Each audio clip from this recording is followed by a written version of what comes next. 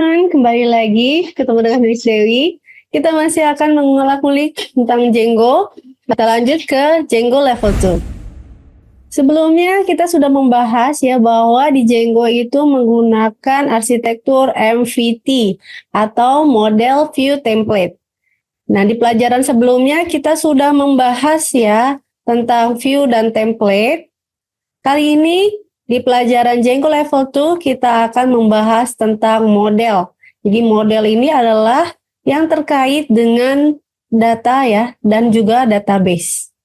Nah, menariknya di Django model ya dan database ini dia bisa secara otomatis ada interface-nya yang dikelola oleh admin. Ya, jadi ini adalah salah satu fitur unggulan Django. Dia bisa menyediakan admin interface secara otomatis. Oke, jadi kita menggunakan model ya istilahnya untuk memasukkan database ke dalam project Django. Nah, Django ini sudah dilengkapi dengan SQLite ya. Sesuai dengan namanya, ya SQLite ini versi ringannya, versi entengnya. Jadi cocok untuk project-project yang sederhana, misalnya contoh yang ada di pelajaran ini ya. Tapi untuk struktur database yang lebih kompleks, Django tidak hanya bisa pakai SQLite, tapi bisa juga menggunakan database SQL yang lainnya ya, misalnya MySQL, kemudian PostgreSQL, dan lain-lain. Oke, mungkin ada teman-teman di sini yang baru belajar pemrograman dan belum familiar dengan database SQL ya. SQL ini maksudnya seperti apa sih database-nya? Nah, secara mudahnya kalau kita bayangkan ya, ini adalah seperti kita mencatat data-data, biasanya supaya rapi kita catat dalam bentuk tabel kan? Benar? Nah, di tabel itu ada kolom-kolomnya yang berisi field ya, ataupun bidang-bidangnya.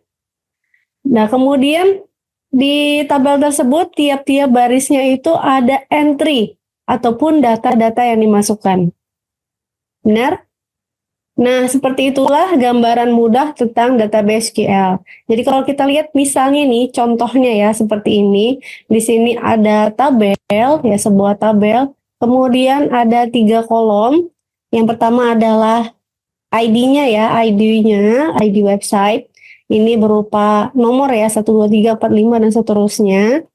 Dia unik. Kemudian ada nama situsnya, nama websitenya. Ya. Kemudian ada kolom URL-nya, alamatnya. Nah, ini ada 3 kolom. Ini kita sebut dengan field ya. Kemudian di tiap-tiap barisnya ini ya ada data yang dimasukkan. Contohnya ini yang pertama ya, di ID-nya 1, nama websitenya Google dan URL-nya google.com.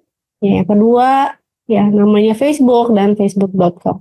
Seperti ini, dan bisa kita tambahkan lagi ya data-datanya, entry-nya lagi. Nah, tiap kolom-kolomnya ini biasanya dia ada jenis datanya ya, ada tipe datanya. Misalnya ya kalau yang ini tipe datanya adalah angka. Ya, karena ini dimasukkan angka. Ya, kemudian yang di sini tipe datanya adalah tulisan.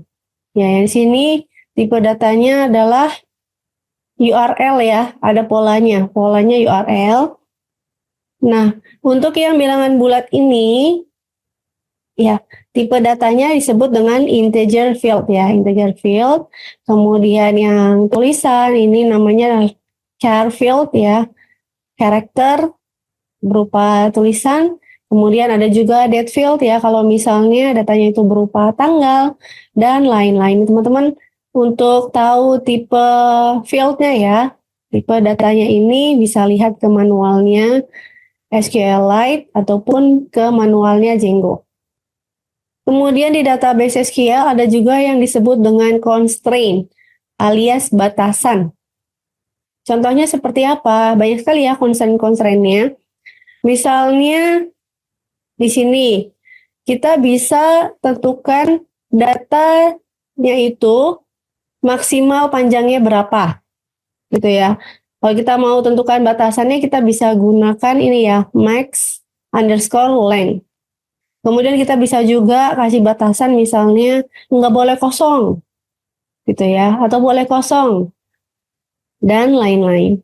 Jadi ketika kita akan memasukkan data ke tabel, kita nggak bisa masukkan sembarangan.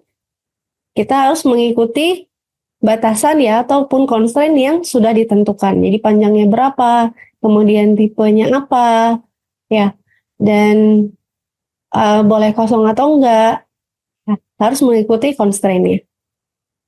Kalau tidak mengikuti constraint, nanti jadinya error ya. Nah, nanti dalam sebuah project, ya, biasanya tabelnya itu nggak hanya satu ya, jadi tabelnya ada beberapa. Kalau yang sederhana banget ya, mungkin satu tabel, tapi biasanya itu nggak hanya satu tabel dan ada beberapa tabel. Dan tabel ini biasanya saling terhubung satu sama yang lainnya. Loh, gimana maksudnya terhubungnya? Ya, ada istilahnya primary key dan foreign key. Ya. Primary key, kunci utama, dan foreign key ya, kunci asing. Maksudnya seperti apa sih? Kita lihat contohnya di sini, ini tabel yang tadi ya. Ada website ID, nomor urutnya ya, kemudian nama websitenya, dan ada URL. Kemudian ada tabel satunya lagi ya. Tabel satunya lagi adalah website ID, kemudian tanggal kapan dia diakses. Jadi dua tabel yang berbeda, tapi kita bisa lihat nih di sini, ada hal yang sama, ada hal yang menghubungkan. Ya, yaitu adalah kolom website ID. Ya, di sini sama-sama ada website ID. Maksudnya gimana nih? Jadi, kalau misalnya di sini ya, website ID-nya 1, diakses dia tanggal 1 Januari 2018, maka yang dimaksud di sini yang diakses adalah website nomor 1. Ya, kita lihat ke tabel yang ini. Nah, berarti yang dimaksud adalah yang diakses websitenya Google dengan URL-nya ini. Oke, diaksesnya pada tanggal sekian. Bisa dipahami ya, dia terhubung.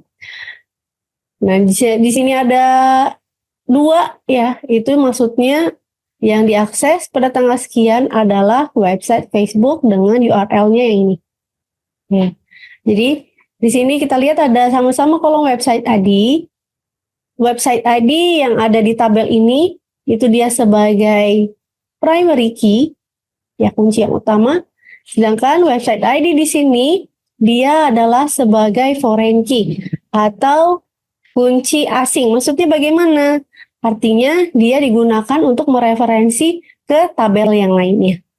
Mungkin ada yang bertanya, kalau kita ingin mendapatkan nama websitenya ya, dari data yang ini, diakses pada tanggal sekian, berarti kita harus memanggil 2 tabel ini dong. Iya benar. Kalau gitu kenapa nggak disederhanain aja dibuat jadi 1 tabel, supaya mencarinya gampang, gitu ya. Misalnya seperti di sini nih, website ID, date access ya, langsung nih.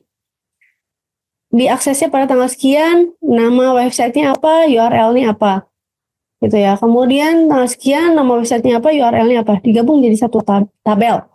Gitu ya. Bisa saja, tapi kalau ini kan tanggal diakses ya. Jadi satu website itu bisa diakses berulang kali, beberapa kali gitu ya. Dan kalau kita gabungkan jadi 1 tabel, maka tanggal aksesnya ini bisa beda-beda, tapi nama website dan URL-nya ini akan dituliskan sama terus-menerus. Sehingga terjadi pengulangan data ya, atau data redundant, dan itu akan memakan atau memenuhi memori kita. Jadi supaya lebih rapi dan menghindari data yang sama dituliskan berulang-ulang, maka caranya adalah kita pisahkan jadi 2 tabel ya, berbeda, tapi dia saling terhubung dengan primary key dan foreign key. Ya, kira-kira itu konsep dasar dari database SQL yang perlu teman-teman ketahui ya sebelum belajar tentang model pada Django. Nanti konsep-konsep lainnya kita akan pelajari lagi sambil jalan di pelajaran berikutnya ya. Oke, kita lanjut lagi ngebahas tentang model ya pada Django. Jadi ini adalah objek kelas, subclass dari built-in class pada Django, yaitu django.db.models.model. Dan setiap atribut kelas ini mewakili sebuah field ya tadi, seperti nama kolom, tadi seperti database SQL, ya. Dan juga bisa dilengkapi dengan constraint-nya ya, atau batasannya. Contohnya seperti apa sih? Misalnya kita membuat sebuah model ya, dia berupa kelas ya. Jadi kelas, topik ya, nama tabelnya, ya, nama modelnya, kemudian isinya, ya misalnya topik name, ya models dot tipenya, tipe datanya, char field ya, misalnya dia berupa karakter teks. Kemudian kita bisa cantumkan constraint-nya, batasannya apa aja, ketentuannya apa sih. Misalnya dia panjangnya ini ya, 264 karakter. Kemudian kita bisa juga tambahkan constraint atau batasan unique. Ya, equal true. Sedangkan true artinya apa? Artinya adalah dia unik. Di dalam satu tabel itu ya tidak boleh ada topik name yang sama. Jadi kalau ada yang sama, dia akan memberi notifikasi ya, error.